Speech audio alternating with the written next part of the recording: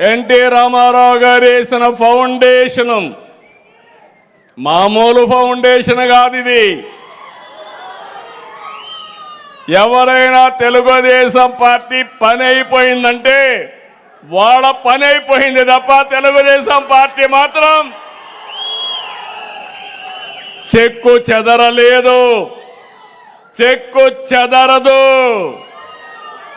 82లో ప్రారంభించాం, 2026కు వచ్చాం. ఇంకో పక్క మీరు చూస్తే ఎన్నో రాజకీయ పార్టీలు ఉన్నాయి, ఎన్నో ప్రాంతీయ పార్టీలు ఉన్నాయి. దేశ రాజకీయాల్లో చక్రం తిప్పిన పార్టీ తెలుగుదేశం పార్టీ.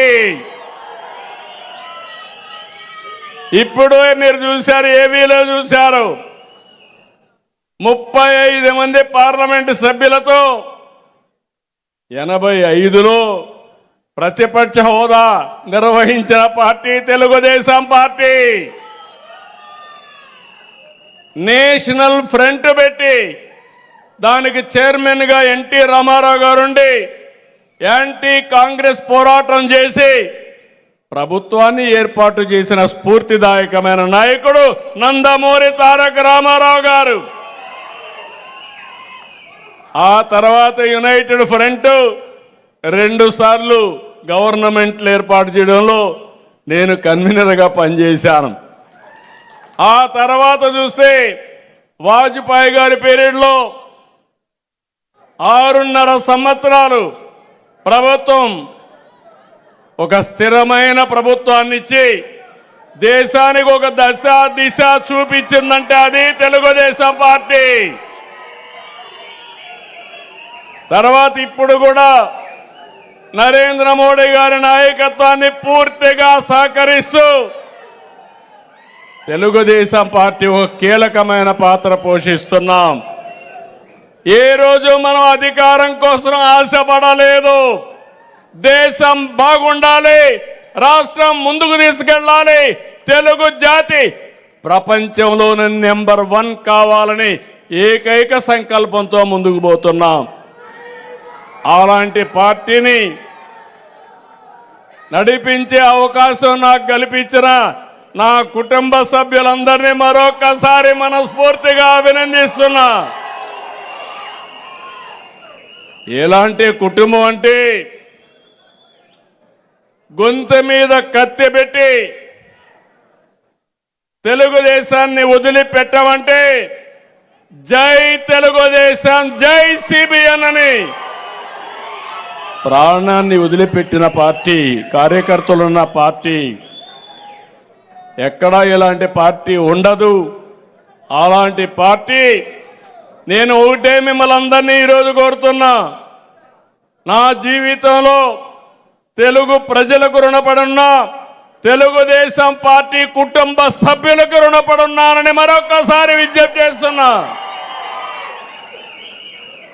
ప్రజలు ఓటేయాలన్నా, ప్రజలు నడిపించాలన్నా కార్యకర్తలే ముందుండాలి. మంది ప్రజాస్వామ్య దేశం.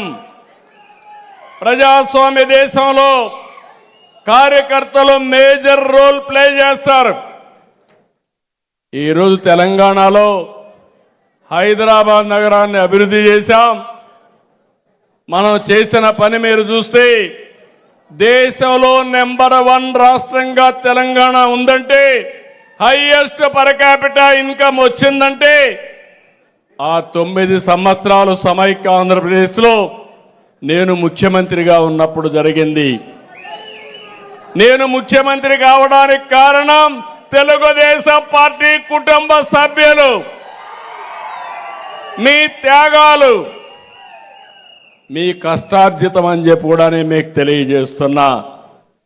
అలాంటి కార్యకర్తల్ని ఈరోజు ఉండడం నా అదృష్టంగా నేను భావిస్తూ, నేను ఒకటే మిమ్మల్ని కోరుతున్నా, నూతనమైన శకానికి చూశాను మా ఆడబిడ్డ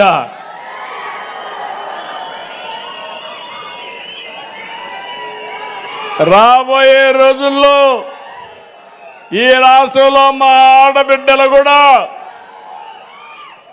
తెలుగుదేశం కండువా కట్టుకొని తలగట్టుకొని వీర వనితల్లా ముందుకు పోయే ఏర్పాటు వస్తుంది. అలాంటి శక్తివంతమైన ఆడబిడ్డలను తయారు చేసే బాధ్యత, నాయకులుగా తయారు చేసే బాధ్యత తెలుగుదేశం పార్టీ తీసుకుంటాం. నేను అందుకని మీ అందరికీ ఒకటే విజ్ఞప్తి చేస్తున్నా, రాష్ట్రంలో ఉండే అందరికీ